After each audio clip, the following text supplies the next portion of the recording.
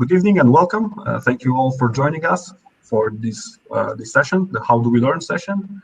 We hope it's going to be a very productive 90 minutes alongside our speakers. Before we start, and I let them make an introduction about themselves and the companies or the organizations they represent. I just want to make a quick overview about how we're gonna manage this session. My name is Vlad Ikeanu. I'll be the moderator for this evening. I'll be asking the questions and coordinating the conversation. We will have a set of topics and a set of questions. We'll allocate a few minutes on each. I'm expecting 4 to 6 minutes per question. We'll give the chance to our speakers to respond, but also to make amendments if they didn't get a chance to respond or they just want to bring an idea in. And for this to be interactive, we will reserve the final 15 minutes for you, the public, the people that are watching, to put questions on the chat, and we'll take them in the final 15 minutes, few of them, and then we'll draw some conclusions. And yeah, pretty much this is it. Okay. So again, thank you very much for the speakers for joining me. And thank you very much, Cluj Innovation Days, for giving us the chance to have this conversation. I will now invite the speakers to present themselves, say a few words about themselves, and we'll start with Mr. Doru Șupeală. Doru, if you can please make a little introduction. Thank you. Hello, everybody. I'm Doru Șupeală. I'm the managing partner of the School for Responsible People. This is an NGO. Started last year with the purpose of developing a new model of leadership for the people in our organizations. We do have started with some trainings and courses related to employer branding, performance management, leadership. We had some camps as well, and we do have a project, our heart project. It's related to students. We organized the SPOR junior camp. This is 1 week with 12 young people. We kidnap them from Cluj. We take them out of the city, and we transform them in a responsible person for every of them. And the results are great for now. We do this since 5 years ago. We do have great people who already follow this program. At the same time, I'm the head of marketing for a small but very strong company in IT in Cluj called Airport Labs. We have our own products developed for the airlines industry, mainly for airports. We sell these solutions as a software as a service.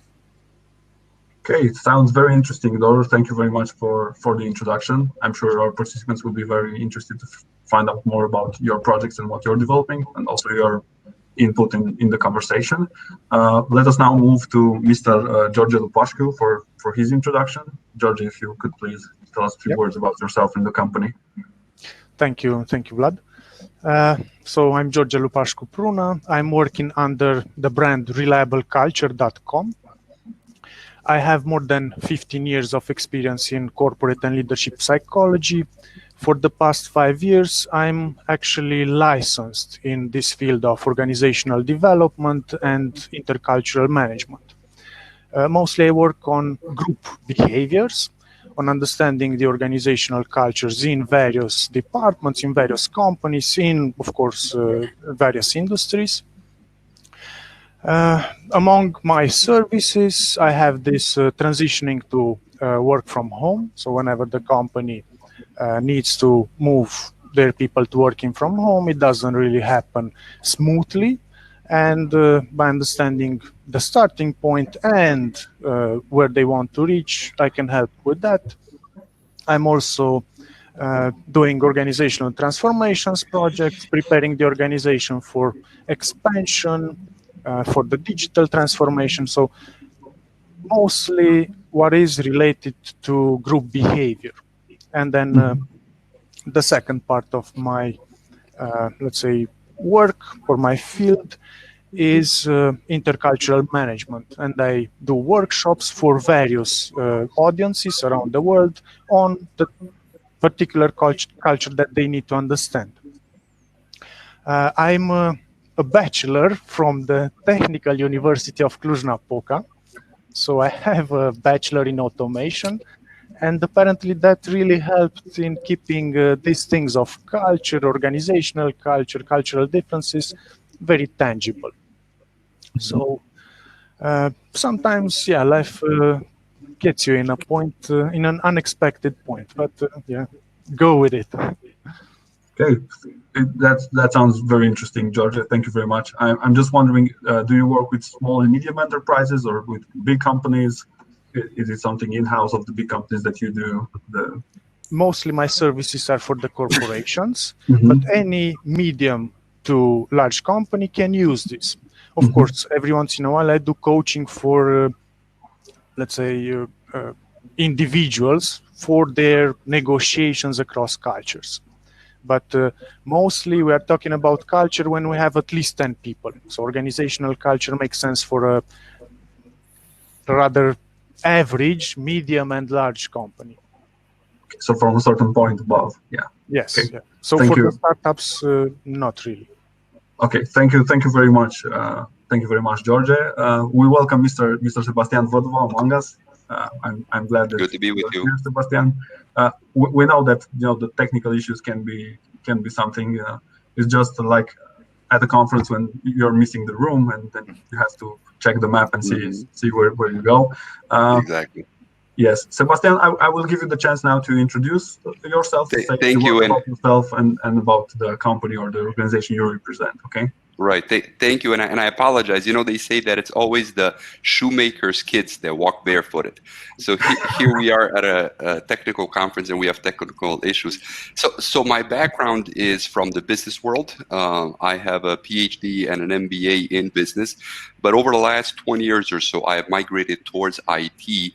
Initially, my background was in doing corporate training. And I still do corporate training for large IT companies in Romania, primarily helping them with their management programs. So an MBA customized to the various IT players, and I started doing that back as far as 2005. As things progressed, along with my good friend Răzvan, we had a few startups, most notably the Informal School of IT. I was kind of like the cuckoo, playing the cuckoo, and he was the working man along with Sorin and Mihai and all the other guys. And we have done a number of startups, either in education or in technology. True to form, most of them failed, so we're very proud of that. But the Informal School of IT did not fail, and a few other ones did not fail. And we're very excited about the IT ecosystem of Romania and what's happening in both of these fields, both in the services, because I believe that services have a future, then at the same time in the startups. So we're excited to see companies like Typing DNA and a few other ones that are really becoming global brands in digital technology. So thank you so much for putting this event together. I look forward to people's questions and the discussions we'll have about education, because that's the underlying platform of trying to have a vibrant IT community. Okay, thank you very much, Sebastian. We're so glad to have you all here. I will now ask Răzvan Voica also to introduce and present himself and Școala Informală de IT. Sebastian always raises the bar so high when it comes to speaking English fluently. Okay, my name is Răzvan Voica and I do represent the Informal School of IT, which is Școala Informală de IT. And I've been working on this project since 2013 when Sebastian here, who I still consider the founding father and the visionary behind this concept, was calling me every day and telling me, okay, we need to do something. We lack resources in IT. We need fresh blood. Let's start building something. And I think it was one of the most inspiring projects I've ever worked for, because yes, fast forward 2020, we have coverage and logistic presence in 8 cities in Romania, and we are planning to expand abroad. Over 120 mentors, who are people working currently for IT companies, for local IT companies, and after work teaching within our classes. And I'm happy to say that we hope that this year will be over with around 2,000 students. Just to give you a little bit of context, we've mainly did in this year's professional reconversion towards IT. So we addressed all these educational tech programs towards people who are in various industries and want to make a step towards being more technical and approach an IT specific job. In the same time, of course, we addressed it to people who by any chance got to do in their professional life anything else than their initial education. So people who, for example, followed high school on IT topics, but afterwards did anything else than this. And basically, we are talking here about educational programs, which are a little bit more than a training. It's basically something that targets to create a mindset in the first place and to put you on track with everything that the IT market requires for you to achieve a job afterwards. Thank you. Great, thank you very much for the introduction, Razvan. Before moving forward, I would say that there are now 40 people that are live in the session and they are watching us. And I do want to ask you, as we asked a little bit before, please write a little bit about yourselves in chat if you feel comfortable. What do you work? If you're students, if you're employers, we just want to understand a little, the public that we have here with us today. In order to move and to understand how we can move forward better for you. We'll also, in the end, for those of us who didn't hear my introduction, in the end, in the last 15 minutes, we'll have a session dedicated to your questions. So please, along the session, if one question pops into your mind, just write it on the chat and we'll pick it up in that time slot. Okay, let's dive straight into the subject. The first one that I want to address now is, formal, non-formal, and informal education, and how they say that the ones that are at the back will be at the front. So my first question will be directed to Razvan. I will let him answer, and 4 or 5 minutes, and then if other speakers in the panel want to join in and fill in the blanks or throw in ideas, they would be welcome. Okay, so Razvan, the question is, how important do you feel is complementary education, like non-formal and informal to the formal one, in order to remain relevant in the workforce? Okay, I will split my answer into 2 parts. So for the first part, I believe that the addressability of non-formal education tends to go towards people who are already, let's say, have a beginning of their career. And from our numbers inside, we've noticed consistent 29 years average age for the people who are coming to us. So it's definitely, we are not targeting the people who are 18 years old and just starting a university. I used to call these guys people at their 3rd decision, because the first decision that you take is usually, where do I go and which high school do I follow? And that's very biased. And of course, it's the parents mostly who influence that decision a lot. The second decision is, which university do I sign up for? And that's biased as well, because it's usually the friends and the social context beginning to work and to give you some ideas, and this will work and that will work. But then you end up in a moment, and there are many people in our society and around us that end up in a moment asking for themselves, finally, what do I want to do?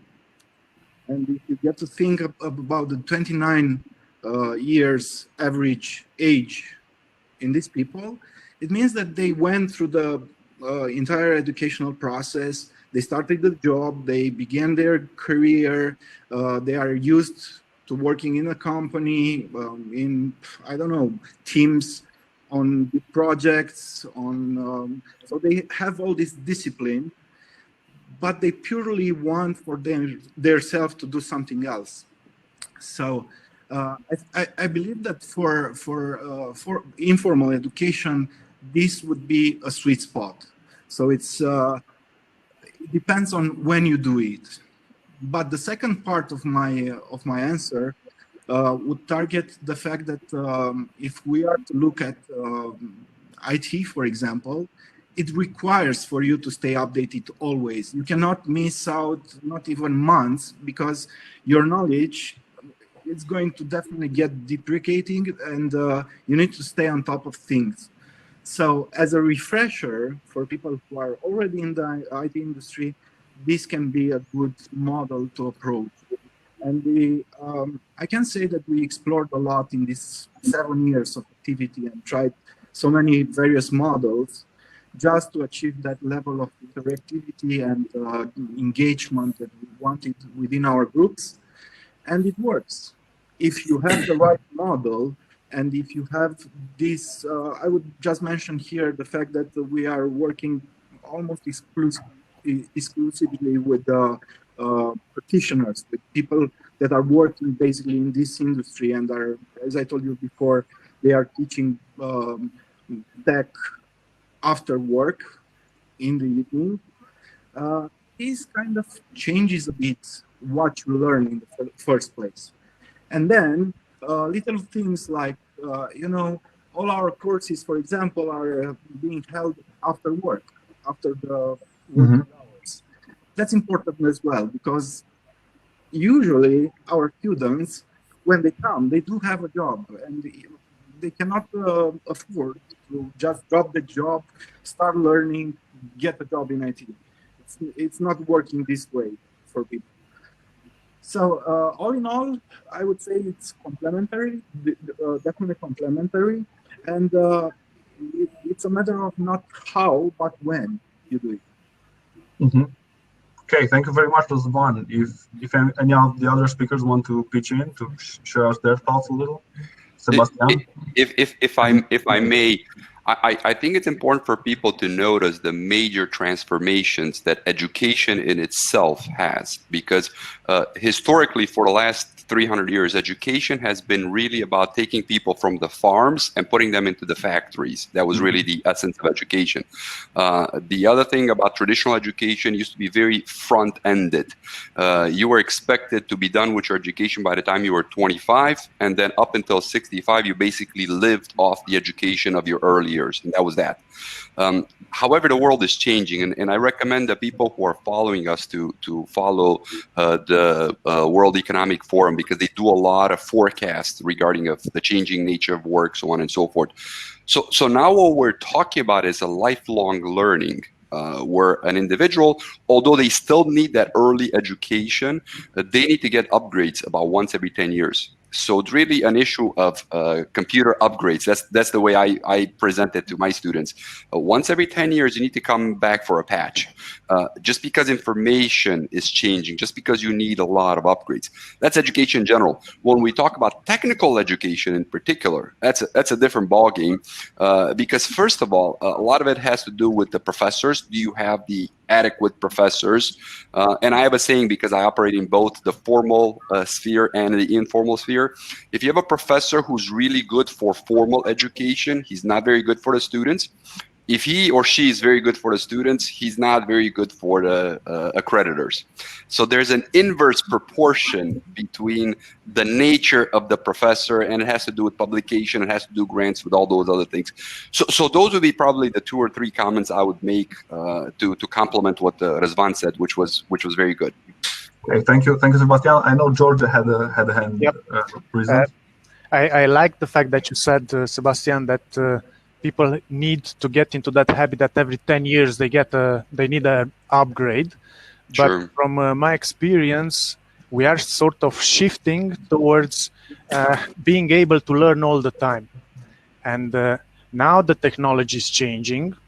The organizations are changing. The digitalization comes in. So people really need to adapt. And throughout my transformation projects, the most that are suffering are the ones that are stuck in that mentality that, look, things have to be like that. They worked.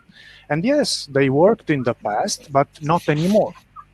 Right. And for the students, or the, let's say, how Razvan was mentioning, people at their third decision, what I would recommend is to get in touch with coaches or with professionals that went already through several decades of various works, and try to understand yourself, because you might reach a level in 10 years in which you will be lost and you will feel that, yeah, I've done this already, but I don't like it. So what do I do? And guess what? At that point, time is less. So you have to spend your extra time after you are drained out of the energy of doing 8 hours or 10 hours something at work that you don't like, to find out what you actually like or what are your skills. So my recommendation would be to start early on and get in touch with somebody that knows how to identify in you what you are good at, what you like, and set up a sort of a path like that. I very much agree with George. Thank you for pitching in. Time is a very important resource to move forward in life. And I see Doru is about to say something now. And I would like to add some minor aspects. So we do face a new generation, and this generation has different characteristics compared to our generation. And this Z generation is totally different. They are very interested in exploring and living experiences, not precisely having a job or a long-term contract. And they are very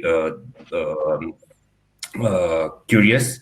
And I would say that along their lives, they will probably change 5 to 10 professions, different professions. This is a new trend, and we cannot ignore it. I would say that I'm not a millennial, I'm not a Z generation, but I did had 4 different professions till now, and probably I will change I will try another profession till my retirement. So we all face this phenomena, and should be aware that this will change. And it would be important for us not to discuss not only what do we learn, but what do we learn, because there are many things that we have on the table. We can speak about skills, tools, and practical things that will help you within the current profession you have. But at the same time, there are mindsets, attitudes, behaviors, communication styles, and many other things that can help you have a different role within an organization. When we speak about team leaders, my managers, these involve many other skills compared to those technical aspects of the information we need to acquire. Listening to Doru, just some conclusion on my mind. When you said the what we learn, it's very important. If we take a step back and look at the learning process, it's usually a complex process, which has many steps. And one of the biggest challenges throughout these years was how to create a system that's robust enough to be able to change it always, and to be able to bring everything that's relevant, especially in IT industry, where technologies are, what was relevant last year is not relevant this year anymore. And I think having this ability to, just look at the market, look at the needs, and implement them instantly, that's a very high skill to have if you are looking towards the educators and not necessarily to the educated ones. It's a very interesting point of view to have in consideration, even if you are talking about your company learning and development department, or you are talking about a training company or an informal school or university or anything from this area. Yeah, and I would add something more. But the last one, we also need to move forward to other questions. We are all the product of the traditional system. Everyone here probably has followed the traditional steps within school, high school, university, and some of us combine these two.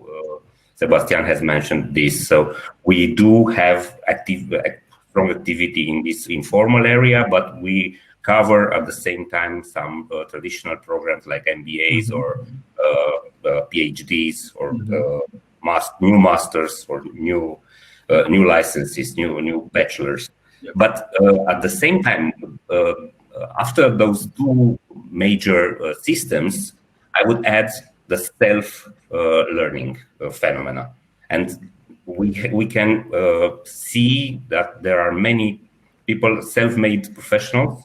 They have this curiosity, and they already have all this information and tools at their hand on internet, and they are sometimes, many of them are surprising, are very good at what they do. And this could be a third sector in this area of learning that cannot be structured, managed, or I don't know, controlled by anybody. Okay. And I believe that this is a trend that will develop within the next years. Yeah, certainly. Thank you very much for all your inputs, gentlemen. I already feel that like we've touched so many subjects and so many points here. To move forward to my next question, and this will be a question for Doru, because I know he works a lot with students. And my question is here, in the education, traditionally, universities occupy a high rank and have a monopoly on the formal side of education. So my question is, how important, and if we can, or if you have experienced building partnerships in education with universities to go and complement their programs and their processes in school or even outside. But how important are partnerships with universities in order to evolve the educational process? Because, you know, as you all agreed, we do need updates. We do need constant updates. And if my phone gets one every other month, certainly employers will need that during a lifetime. Okay, I would say that within the last 5 years, I have been invited every year for 3 or 4 or 5 courses to have these meetings with the students in the formal system. I do love to visit the students in the economics faculty at Babeș-Bolyai. My friends and ex-professors from the marketing department used to invite many of the graduates, which are successful professionals at this moment.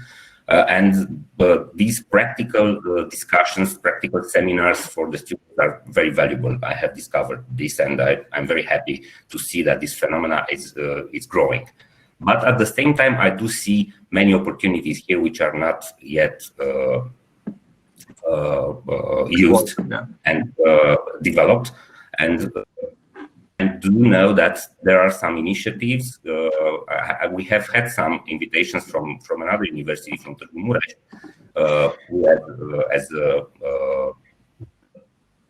tutors at our school, Școala pentru Oameni Responsabili, the School for Responsible People. We were invited to have to support or to develop some programs which are post-universitary programs for active professionals. This is an area which is very uncovered at this moment, and I do know that universities can get good points in the international evaluation by having these kind of programs, and I do see that this is an opportunity for the next years. I strongly believe that the experience we can bring from the real economy, from the real business, together with our solid academic background, because all of us in our school, we are following PhDs, or we have graduated from MBAs. This can bring a strong value for the students. By students mentioning here people at 30s or even 40s with management positions that can take this opportunity to see practical things from practical guys. Okay, thank you very much, Doru. If any of the speakers want to pitch in their ideas here or want to make comments? If I can jump in, whenever you talk about formal education, and again, there isn't a bigger student of formal education than myself, and I'm talking here the accredited government education, there are several issues there. The very first issue is the professors, and unfortunately, a lot of the professors, especially in Romania, they're expected to work for very little money. So average salary of a Romanian professor is about $300 per month versus about $3,000 in Germany or other parts. Because I am in the formal education environment, everybody in Romania dreams of building the next Harvard. And normally what I tell people is like, look, well, you need to know why Harvard is Harvard. They have an endowment of about $150 billion. That's billion with a B. And they pay their professors about $500,000 per year. That's the average. That's why Harvard is Harvard. Okay. So again, please keep in mind that most of the professors, at least in Romania, because they're expected to be government employees, kind of like charity workers. Okay. They're not very well paid. Most of them have to have a second job. Okay. Or some of them, unfortunately, engage in corrupt practices like mentorship and meditatie and things like that. So again, it's very easy to criticize what they're doing or what they're not doing. The call really is for us to complement it, and the things that Doru does, and I think all of our speakers and many of the people who are following us, they do go in and they help out free of charge, which is wonderful. And I really believe that that's one of the solutions to help things along. Keep in mind that the professors, they're not well paid, they work very hard, plus a lot of their work is absolutely mindless bureaucracy, where they just have to fill out papers and reports and things like that, which is very, very disheartening for somebody who wants to teach, who's a charismatic person, who wants to mold people's characters, and then they have to do reports for the Minister of Education for whatever reason. So the things that Doru mentioned, the complementary, the fact that you're going in and you're holding a seminar for a professor, you're taking the students out, the fact that you have an opportunity to do a research project with a formal university professor or high school professor and say, look, let me tell you what the upgrades are in this particular technology, in database, or in whatever it is. I think that is huge. That is really one of the ways to improve the system. So I never miss an opportunity to call on people to stop throwing rocks at the formal educational system, because that's very easy to do, and actually start picking up some goodies and take some bread to them and some beneficial things so they can do their jobs better. I do have some mentions here. I have many friends, very young, and I think Doru is interrupting a little. So, sorry, do you hear me? Yeah. One more time, Doru. I think the internet is a little unstable there. The traditional Zoom talk. Yeah. So I would add that there are many young and very ambitious and very professional professors. At the same time, we don't have to forget that there are others who take advantage of the system and use to deliver the same old materials, which are 20 or 30 years old, as information, and they don't have any real value for as a professionals, current students. And at the same time, we don't have to forget that the and very hard to change. We do have these arachis, and we have seen a few days ago that one of the persons in the arachi no bachelor diploma with a fake bachelor. We can understand that this bureaucracy and this stone-like system, it's very hard to change. And this is one of the major challenges for the students and one of their major problems. They usually complain about the actuality of the information they get from the university. It's too old. It's sometimes it's not useful anymore. Sometimes it's not practical. And this is one of their main challenges, and this is one of the major reasons students quit universities and abandon their studies, or suddenly change their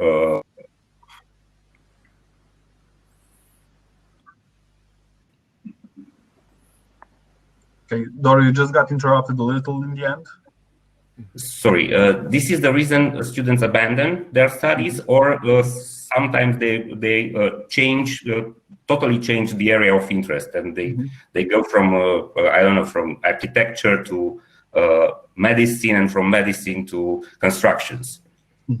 Okay, thank you. That's why I believe that the partnership between the, let's say, private sector and the public sector is good, because whenever I get the chance to deliver a session for the students, I sort of give them a glimpse into reality and shift the responsibility from the shoulders of the professors to their shoulders.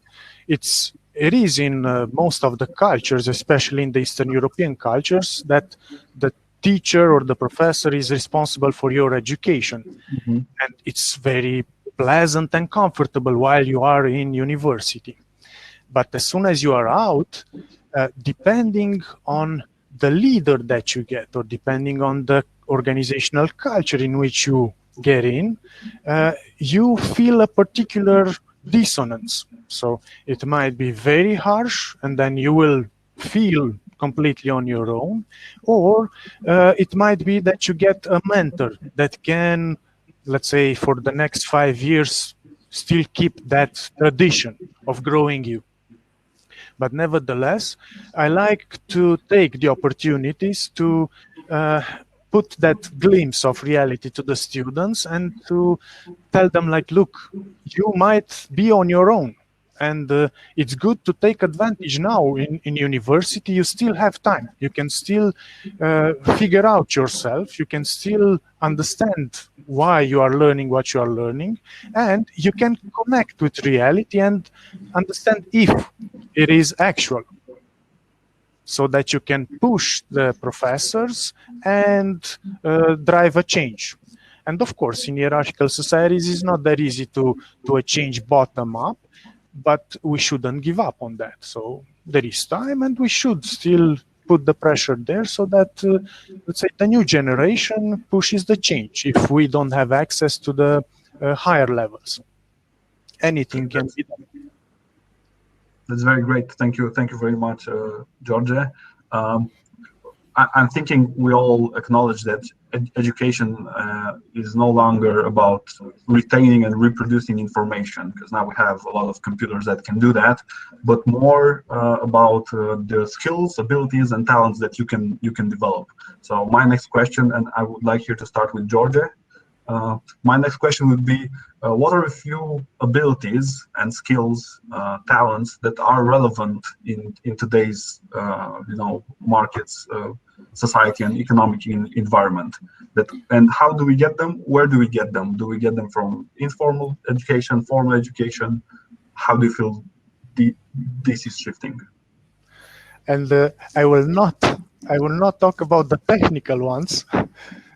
I am, from the experience of the past 6 months, I would tell you that the most important skill right now is politics. And what do I mean by that?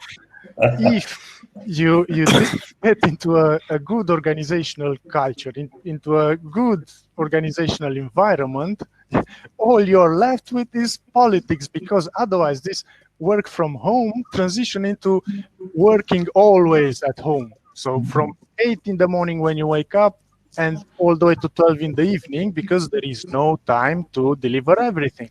And then if the environment is as such, if you don't have a good boundary, and a good one means that you know how to close it to some of the requests and you know how to open it to other requests, you end up overburdened.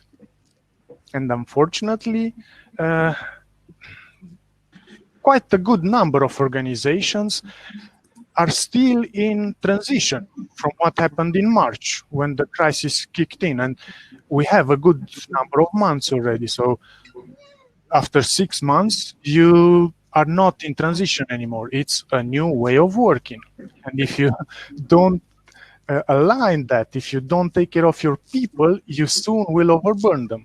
And then when the transition, when the crisis, let's say it's gone, you end up with no support.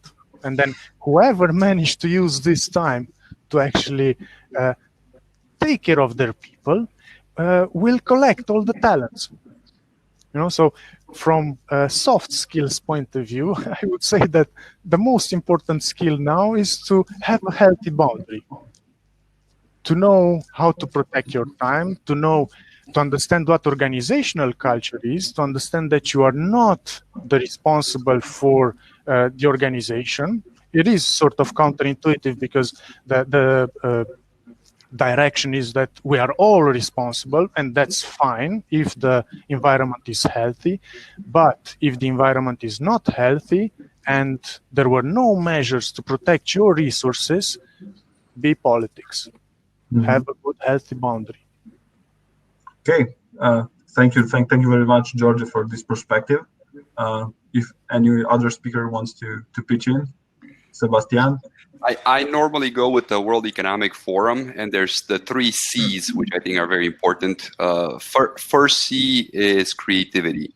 I think that the skill that is needed, and that in itself packs a lot, from proactivity, being willing to fail, not worrying about being embarrassed. I think all those things are components of creativity, and it is absolutely vital. The second C is communication, having the ability to influence others, to receive, to talk efficiently, to collaborate efficiently, to communicate.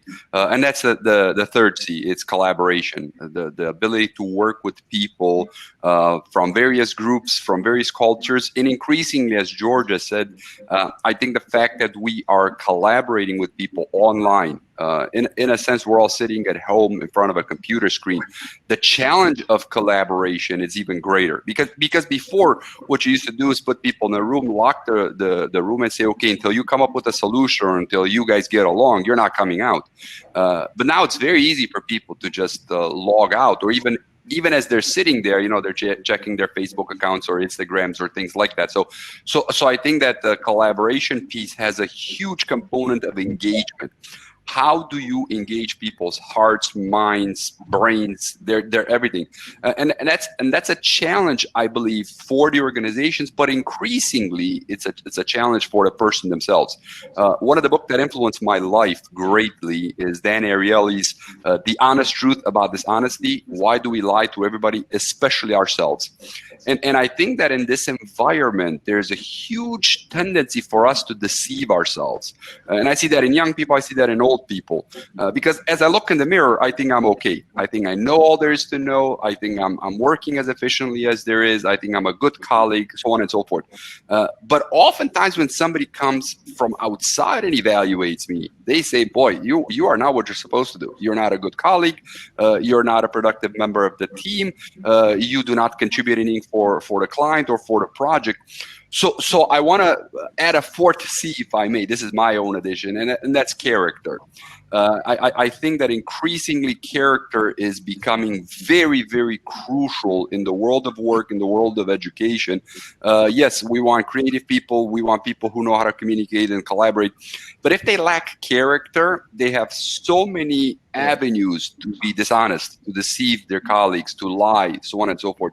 So my fourth one, and obviously my favorite, is the character of people doing what they're supposed to do when nobody's watching, when nobody's holding a gun to their head. I think that's increasingly important in the new environment, as it always was. It's not just now, but now it's even more so. I would challenge a little, because I've seen people that you would evaluate as a top-notch character, but because they stayed too long in a dysfunctional environment, they managed to learn by the end of it on how to deceive, on how to just take care of themselves. Yeah, That's very true. The environment influences them. Yeah, I agree with you, Georgia. Yeah. Sure. So it is sort of a debate if we can change the environment or how much the environment can change us in the end. I think it's both ways. It's easier to change the environment. It's much easier, especially at the organizational culture level. On the societal level, of course, it's more complex. Thank you for the answers, and I'm glad. I want to build on the 4 C's of Sebastian. We'll have a 5 one. There are 4, but we can add many more. Let's think about our traditional learning system and our educational system. We learn mathematics, languages, we learn geography, biology, many other things. We don't learn creativity. Right. We don't learn collaboration. Our traditional learning system is a competition, starting from the first year, from the first degree. Absolutely.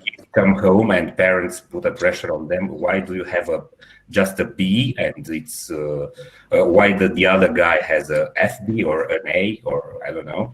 And this is not a trend of favorable to collaboration. We don't teach them communication at all. Learning, memorizing information about Caragiale and other huge Romanian writers, it's not communication. We don't teach them how to communicate, and they don't know after 12 or even 15 years of school, they don't know how to listen, because in communication, the first step is to listen. And they don't learn character. The models they get are not always the best models they should follow.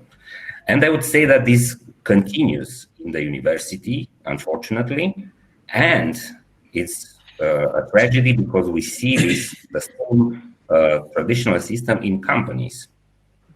We don't have programs to teach imagination, because creativity is knowledge multiplied with imagination. You need to have information and use this information in a creative, in a new manner, to combine all this data in a new concept in order to be creative and to generate innovation. We don't educate imagination. We don't educate empathy. We don't educate critical thinking, systems thinking. There are many things that are missing in our traditional system and in the learning programs within the companies.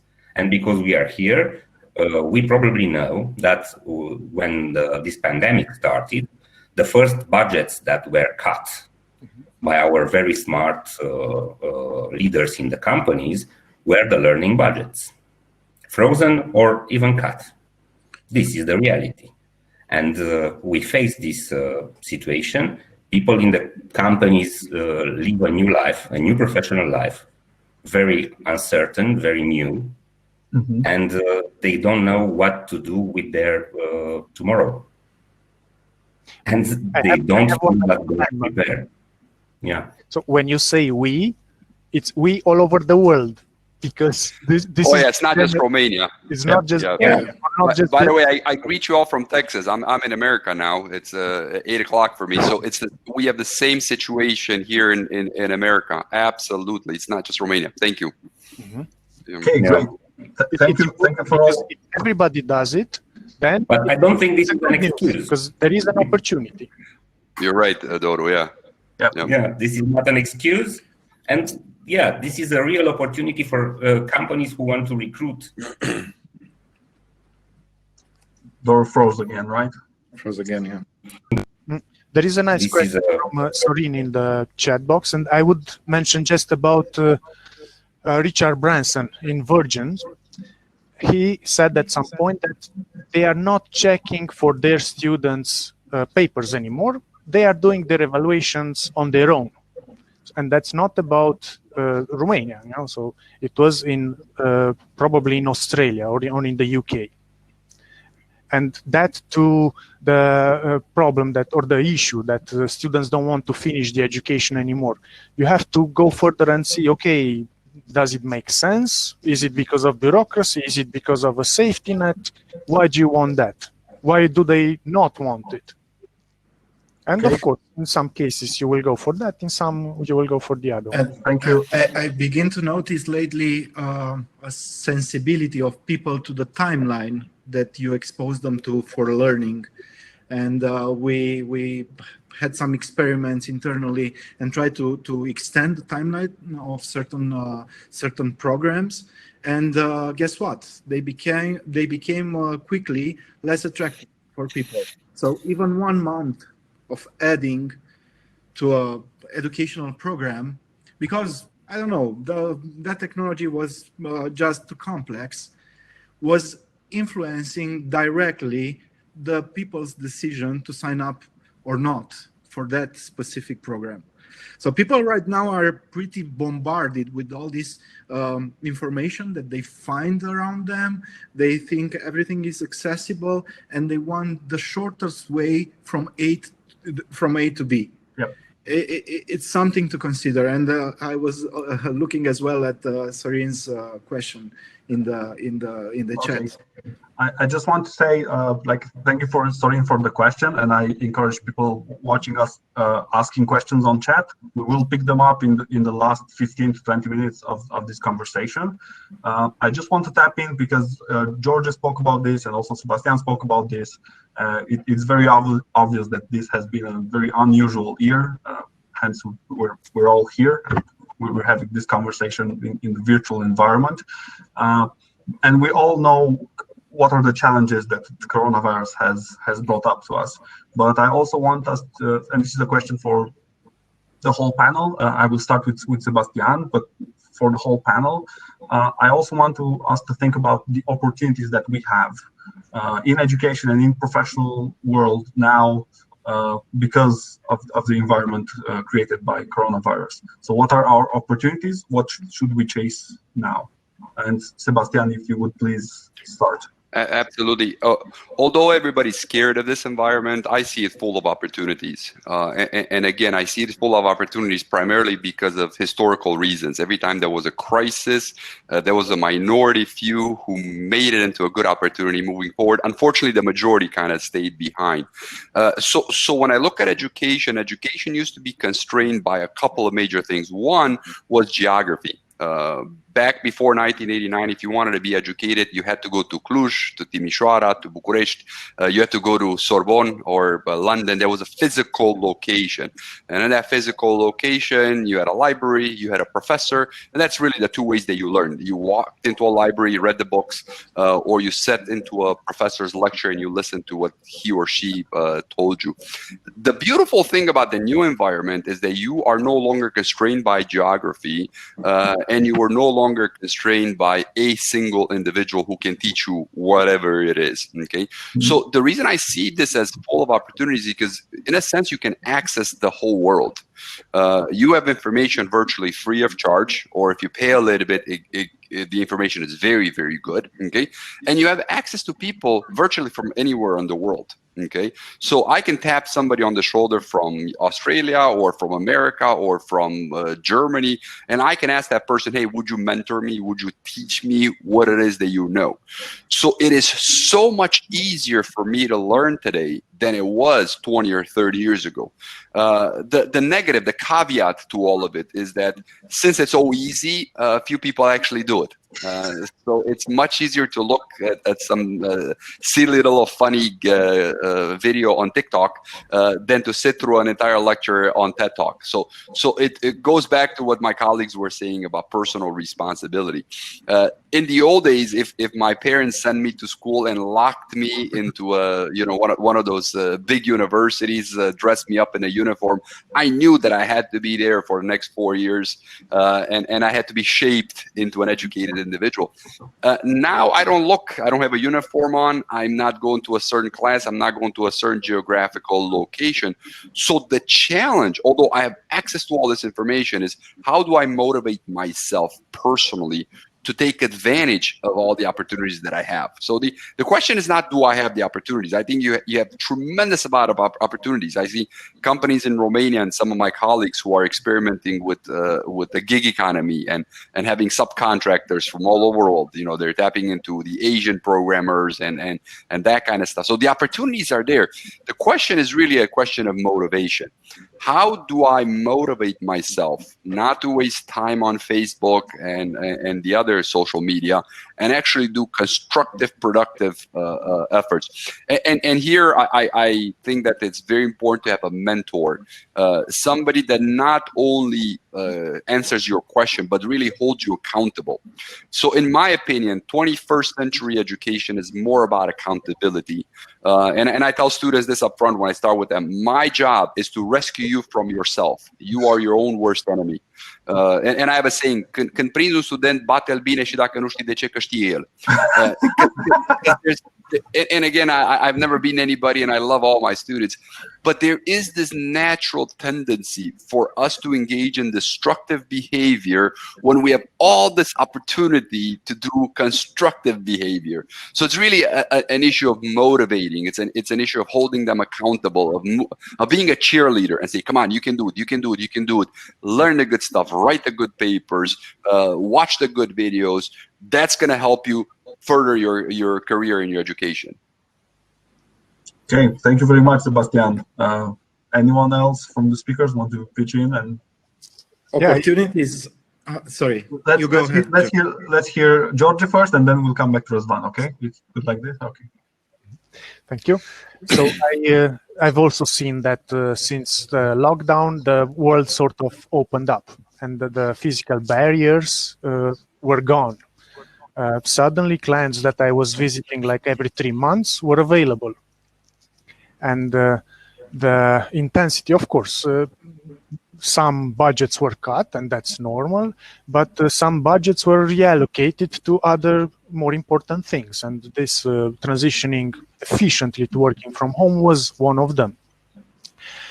So we have to understand that there were some things that were lost, but the opportunities to meet people all over the world, to meet professionals all over the world, to see that they face similar challenges, to see that in Eastern Europe things are not that bad, are actually quite good, quite moving forward, moving much faster sometimes than in the Western societies. And we have to keep that in mind, because if you manage to create a vision in your organization and understand the local culture, you can change it much faster than a Dutch would in Netherlands.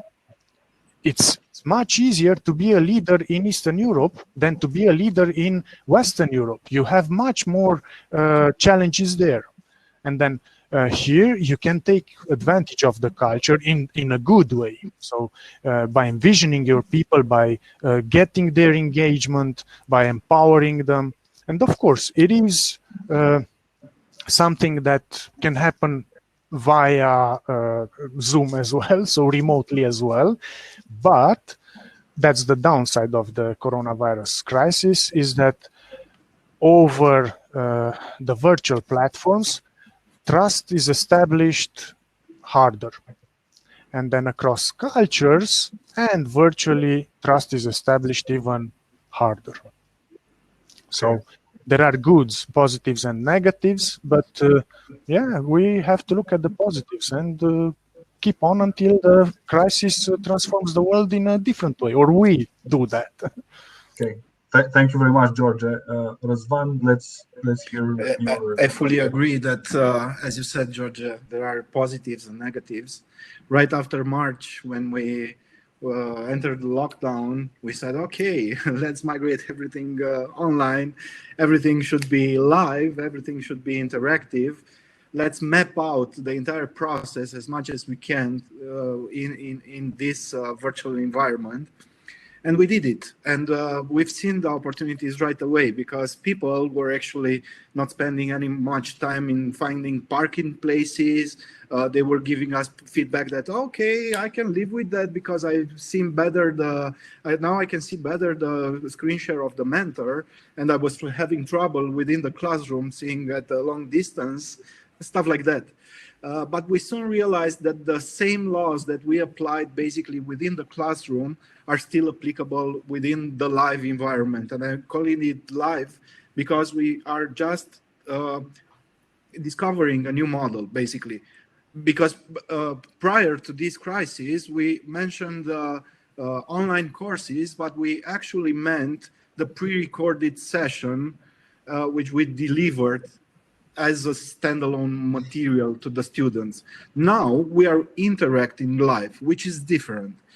For example, if before we had 20 people within a group maximum, just to preserve quality and have that interaction and that feeling of, I'm being taken care of by the mentor, now we decided to go down to 15 students per classroom because, you cannot have that distributive attention to everyone within an online environment. Also, I think that if we are to look at the Eastern European culture, here people are more, let's say, emotional, involved. They want to look at the mentor as a role model. They want to see his or her body language. They want to observe the tone of the voice. They want so many things more than the information itself that's getting transferred towards the student. And I would say that we kind of lost a part of that. And this is on the bad side, I think that for the eastern part of the Europe, still that the face-to-face works a little bit better. Maybe in the future, when the things will allow it, we are going to combine some of the live session with some meetings in the classroom. But I don't think that's the case for the Western Europe, where people tend to be more pragmatic. And even in the US, and I would ask Sebi to correct me, I think they are more, give me the information, I understand, make sure that I understand, and this is it. Sebi, what do you say about that? I would add here that from a commercial perspective, for sure, this lockdown brought us a global market. But at the same time, there is a huge disadvantage regarding the online teaching, because the school is a both-way communication process, and for sure, tutors or mentors need the feedback of their students, and this is very hard to collect, to get when teaching online. Mm-hmm. You don't see their bodies, you don't see when they are bothered, you don't see when they are trying to think on other topics, and this is a strange feeling that you are speaking to a wall. And in many situations, you lose the contact with the students. At the same time, I do agree with Sebastian. I think that we are moving from teaching to mentoring to guidance, and this should change. We can assist students or those who want to learn in finding information by themselves, and we can go from a class perspective to a personal perspective. And for one-to-ones or sessions with small groups, things can go very well, in my opinion. And this can be a strong, solid change, an important change from a class working formula to a small group working formula. This can be the next phase in education. And coming back to organizations, I do see that these organizations, especially the big organizations with a very complicated structure, transform in a sum of silos. they lose contact from one department to another. This is one of the major problems of the organizations that they are not aware of at this moment, many of them. And the connections between teams are very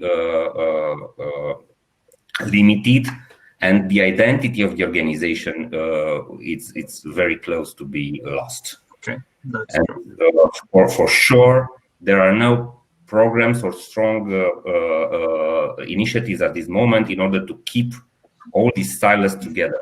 I do that. I have that. That's one of my services. I'm gonna let Sebastian. I'm sorry. Yeah, before moving. Let me muddy the waters all the way. And Doru, things are not that bad. They're actually much worse. So the future. The future of education, gentlemen and ladies, is in artificial intelligence. So all the technology and all the investment, there's huge amounts of money being invested right now in me, Sebastian Vădua, being replaced. That's the essence.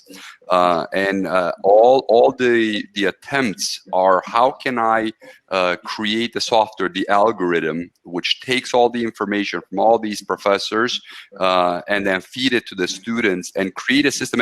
And again, the way I explain it, think of the diet or the exercise applications that people already have, on their smartphones. That's kind of like how education, I think, is going to evolve. Where me as a student, even whether I'm a young student in a university or an executive in a company, I will log into a new software and I'll say, look, I want to learn these skills and I have 6 months to learn them. And then the software is going to spit out a program for me with the appropriate professors, the appropriate mentors who are going to be top-notch. So there's going to be a picture of a professor from Harvard or an executive from Google who will be my virtual mentor. And it's going to help me, nudge me, do all those kind of things. And again, this is not CFE, this is not science fiction. This is stuff that is already happening. And I think that within 10 years' time, it's going to be even greater. Now, the question is, what are we live trainers and professors going to be doing that? I think there's going to be a niche for us. Yeah, I'm sure we can continue this debate for 2 more hours at least. But I'm sorry, I saw your hand, but I need to move the conversation forward to my very last question for the session, and then we're going to open up the conversation to the public. Okay, just for them to ask 1 or 2 questions. We'll see how much time we have to answer. So for my final question this evening, I think we all realize again that Corona is going to pass at some point. And my question is, what is going to be left behind? Because certainly some transformations and some ways of doing things will stick to us. And I want to address these questions first for Georgia and put it in terms of culture. So how will the culture shift? The work culture, the organizational culture, or maybe our local cultures in terms of Western Europe, Eastern Europe will shift and will stay basically shifted, or it will be the new normal after this crisis? Good, very good question. And what we need to understand from this crisis, it didn't do anything unnatural. It just speed up the things that were happening anyway. So this transition to the digital platforms, that was there, available to be used, available to be accessed with all of its advantages. So it was just that, okay, in February, we still meet live, we still spend resources on going to work. In March, no, not anymore. So we shouldn't look at it as a catastrophe. Of course, it is a pandemic and it affects people and it's a bad thing. But from the way our work, our lives evolved, it just speed up some of the things that were going in that direction anyway. From the organizational culture's point of view, it depends on the industry. It depends on what did you have before the crisis. Because whatever you had before the crisis, it only amplified. And then I am measuring organizational cultures and I measure negative organizational cultures, and there can be different types of negative organizational cultures. Are there silo thinking? Is there politics? Is there bureaucracy? These are all different things. Some might all have them all together. So from that point on, whatever you had in real life just got amplified and got a new layer of complexity when you moved virtually. Now, when the transition, let's say when the crisis or the pandemic will stop, either with a vaccine or with something else, we estimate that a good number of companies will continue to work remotely because they can. They could before, just they didn't know that it's an option. There are companies that cannot do that, so they will move back to the ways they were working. There will be industries that will be disrupted. And that's also one of the opportunities that Sebastian was talking about. So yeah, if you're in the few ones that can focus now when everybody is, let's say, everywhere, not thinking, overwhelmed, if you can focus and disrupt your particular industry in which you are the expert, you're on a ticket to success. Okay, and then from the global culture point of view, or the, let's say, national culture point of view, again, a big shift will not happen because, let's say, 10 years ago or 15 years ago, there was this question whether the social media is creating one national culture, like it's unifying the cultures all over the world. And the answer is no. It's rather let's say, diverts people. And we can look at what's happening in the developed countries, how people inside get so diverted, so in groups. Like look at US, look at UK, even Sweden. And we should not expect that in the, I don't know, next 50, 100 years, we will have just one culture all over the world. And the simplest example is ask a Dutch and an American to debate the taxation. That's a cultural difference that will tell us that they will stay there. These are two developed societies in opposition. Both are good, but are in opposition. And we should expect that, yes, it will stay like that. Thank you very much, Giorgio, for that perspective. If any of you gentlemen want to pitch in and fill in the blanks. I would say that work is moving towards autonomy and self-responsibility. We have seen immediately after the pandemic started that a huge category of micromanagers has seen their job unuseful and already disappearing. And in organizations where people have a real purpose and have a good motivation, and organizations with a solid culture will perform even when people will work from home or from the beach or from wherever they want, because they are responsible and they are autonomous. They respond to the team demands, but they also can organize themselves as they wish. So this is the direction from my perspective. Thank you very much, Doru. Răzvan, would you, or Sebastian? 30 seconds. I always encourage people, don't look at all the things that are being lost. Think of all the things that will be created. And I want to emphasize this. We don't know exactly what's going to be created. As we speak, people are creating. And that's what I'm encouraging everybody who's following us. Create new things. Certainly, a lot of things are going to be lost. Certainly, the world is changing. I think that the focus should be on the new issues, the new ideas, the new habits, the new opportunities that we could create moving forward. I say that the year 2020 is like 1945, when a new world order is being established. look how great the world became after 1945 in contrast with what it was before 1945. So I really look forward to the next 30 or 40, 50 years as we're going to be creating and inventing and doing all kinds of wonderful things. So that's really where I'm focusing my energy and attention. There was this meme on the internet asking who drove the digitalization of your company, and it was the CEO, CTO, and COVID, and the only one was COVID, which was checked. And yes, indeed, it pushed us, and all the mechanisms were there before, and we were used to using them, and it just made this process being quicker. And now I imagine if someone comes tomorrow and says, "Okay, guys, get back the way you were. It's safe. There's no COVID anymore." And I realize it's impossible, because already if you are starting this process of adapting and changing your entire business model towards this, new tools and being more digital, it's kind of impossible to go back to things, to how things were. It would take some time, actually, finding some more classrooms. Parking is going to be a new problem again. All this stuff. So I would say a new problem again. Yeah, it sped up things, and I think traffic.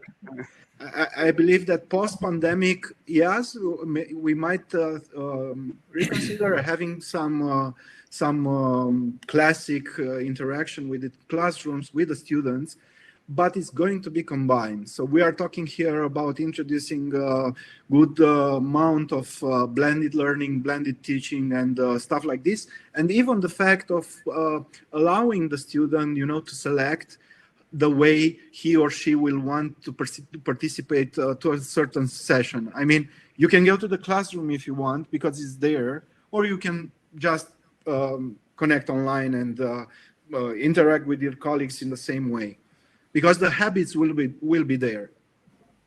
Okay, thank you very much for all the exchange of ideas that we have here. I need to tell you something now.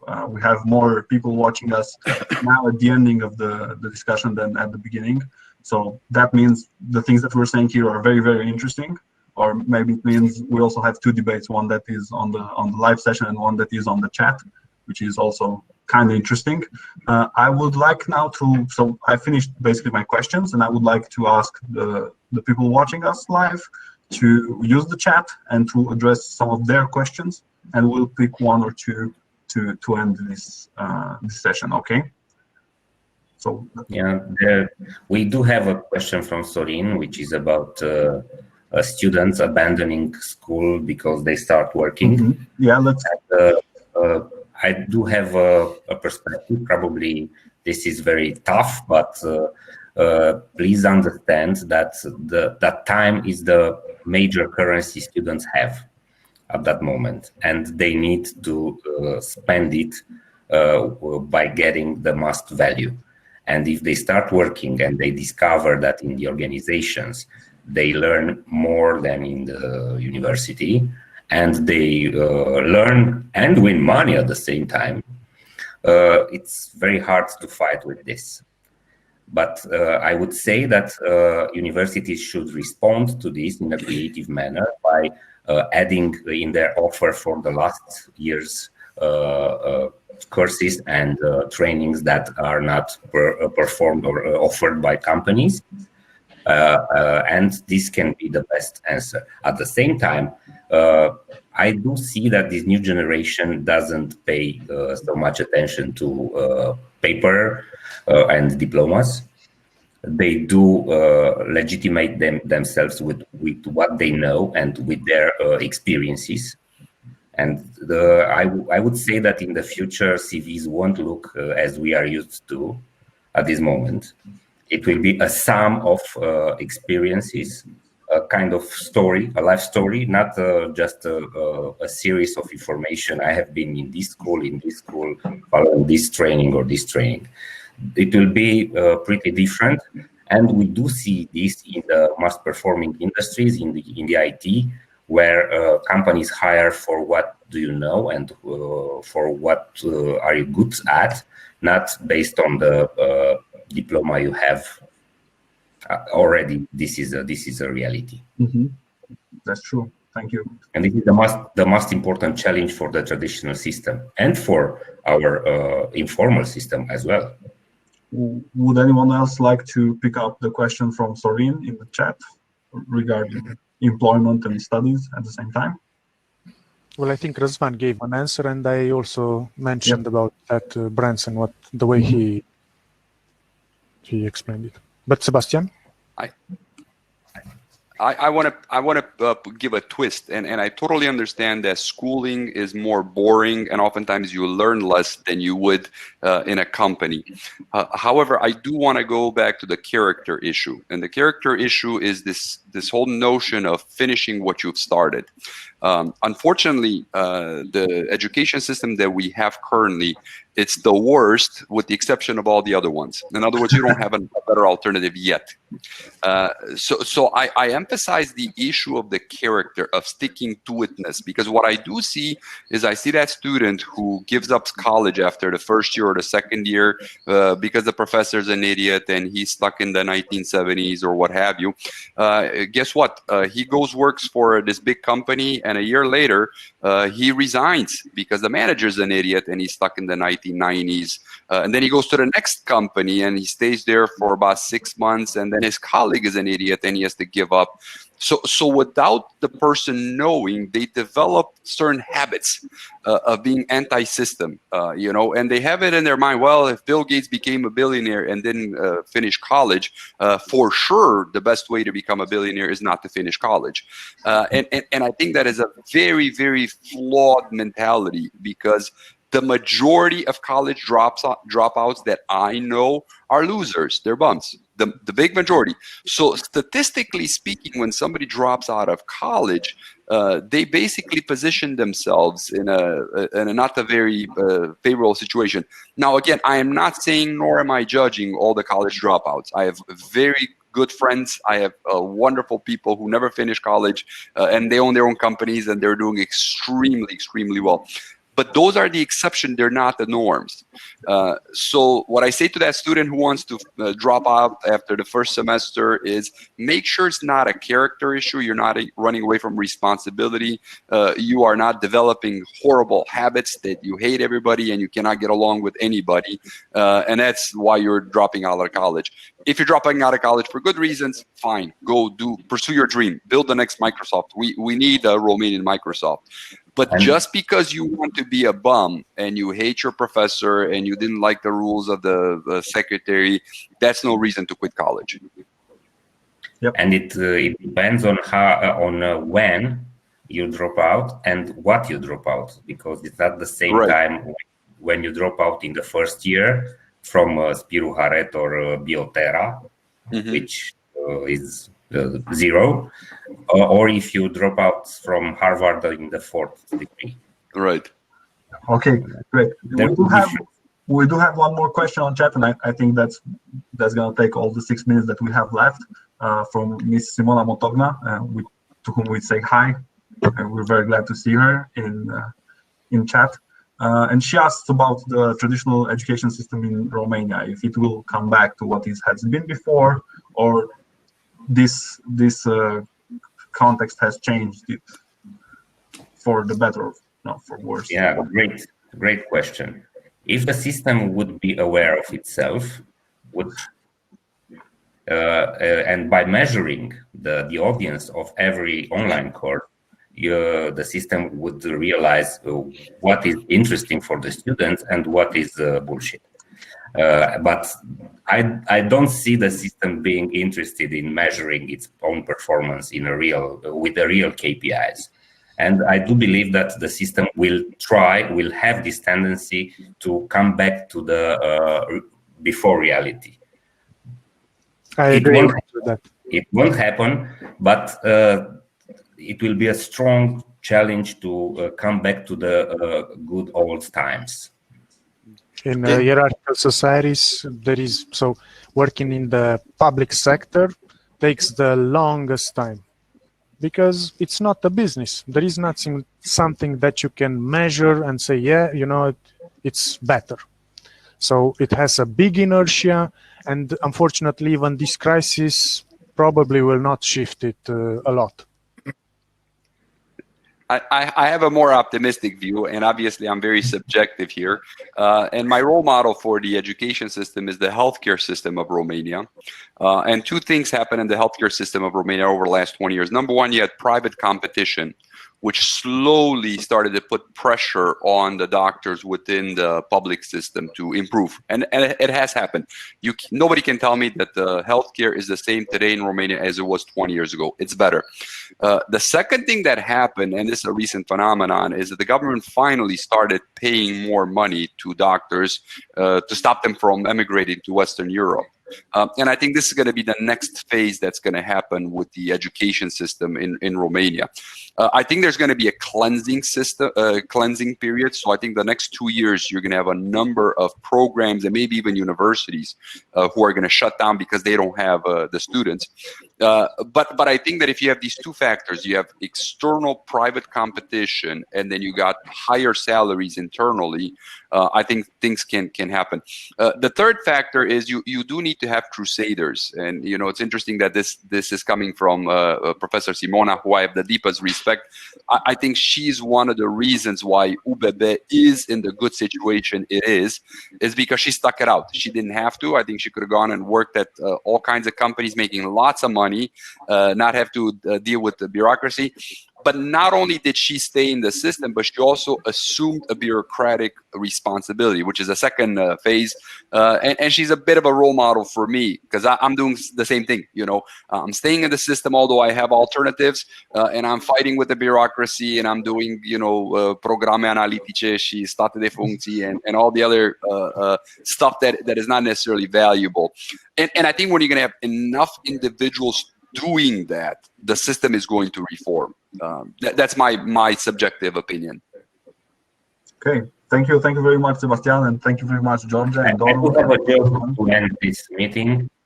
I'm pretty sure that the only university that won't change at all will be Valachia University, our national factory of fake PhDs for politicians and for people in college. Doru, leave politics out of this education. Successful university in Romania at this moment. Valachia. Yes. Yeah, we know it. Okay. Thank you very much for all the opinions and the ideas that were shared here. I think they were very valuable. I want to thank you all for speakers and also audience for taking time out of your busy lives to have this conversation that is really important. Education will be, you know, and is one of the most important factors in our lives, and will shape the future of our companies and the future of, you know, our personal lives. So yeah, it's great to see you all, and thank you, you know, Cluj Innovation Days, for giving us this opportunity to talk from many different places, from Texas to Cluj to Timișoara, and, you know, all the other people from where they are from. We're great that we had this conversation. We wish you a great event, you know, moving forward, because there is also sessions in the afternoon and sessions tomorrow, and hopefully we're going to see you in different sessions. Can't wait to get back to normal, or the old normal, and hopefully if we meet in the same town at one point, we can all grab a beer and continue some of the ideas that were started today. I think they were very valuable. Thank you. Thank you. It was a pleasure. Thank you for moderating this, Vlad. You did a good job. Thank you. Thank you. Yep. Thank you. Thank you very much. Have a nice day, all of you. Have a nice evening, everyone. Thanks a lot. Bye.